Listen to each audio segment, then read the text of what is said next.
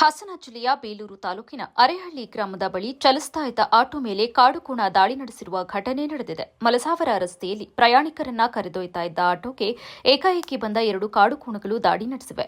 ಒಂದು ಕಾಡುಕೋಣ ಆಟೋಗೆ ಗುದ್ದಿದ ಪರಿಣಾಮ ರಭಸಕ್ಕೆ ಆಟೋ ತಂತಿ ಬೇಲಿಯನ್ನ ದಾಟಿ ವಾಲಿದೆ. ಈ ದಾಳಿಯಲ್ಲಿ ಆಟೋದಲ್ಲಿದ್ದ ಮಹಿಳೆಗೆ ಗಂಭೀರ ಗಾಯಗಳಾಗಿದ್ದು, ಆಟೋ ಚಾಲಕನಿಗೆ ಸಣ್ಣಪುಟ್ಟ ಗಾಯಗಳಾಗಿವೆ. ಗಾಯಾಳುಗಳನ್ನ ತಕ್ಷಣ ಆಸ್ಪತ್ರೆಗೆ ರವಾನೆ ಮಾಡಲಾಗಿದೆ.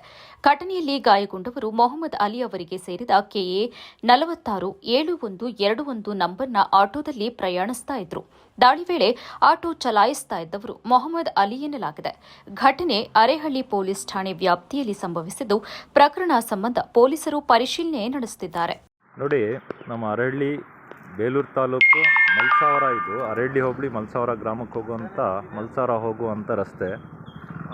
ಈ ರಸ್ತೆಯಲ್ಲಿ ಒಂದು ಕಡೆ ಕಾಡಾನೆಗಳ ದಾಳಿ ಮತ್ತು ಇನ್ನೊಂದು ಕಡೆ ಕಾಡು ಕೋಣಗಳ ದಾಳಿ. ನೋಡಿ, ಇವತ್ತು ಈ ರಸ್ತೆಯಲ್ಲಿ ಬರ್ತಾ ಇದ್ದಕ್ಕಿದ್ದಂಗೆ ಒಂದು ಕಾಡ್ಕೋಣ ಬಂದು ದಾಳಿ ಮಾಡಿರುವಂಥ ಎರಡು ಕಾಡ್ಕೋಣಗಳು ದಾಳಿ ಮಾಡಿರೋದು. ಎಷ್ಟೊತ್ತಿಗಾಗಿರೋದು ಇದು? 5 ನಿಮಿಷ. ಯಾರಿಗಾರೇನ ಪೆಟ್ಟಾಗಿದೆಯಾ?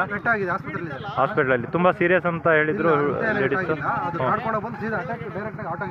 ಆಟೋಗೆ ಹೊಡೆದಿರೋದಾ? ನೋಡ್ತಾ ಇರ್ಬೋದು ಈ ಆಟೋ. ನೋಡಿ, ಆಟೋ ಸ್ಥಿತಿ ಯಾವ ರೀತಿ ಆಗಿದೆ ನೋಡಿ, ಯಾವ ರೀತಿ ದಾಳಿ ಆಗಿದೆ ನೋಡಿ. ಕಾಡ್ಕೋಣ ದಾಳಿ, ಅರೇಹಳ್ಳಿ ಮಲ್ಸಾವರ ರಸ್ತೆ.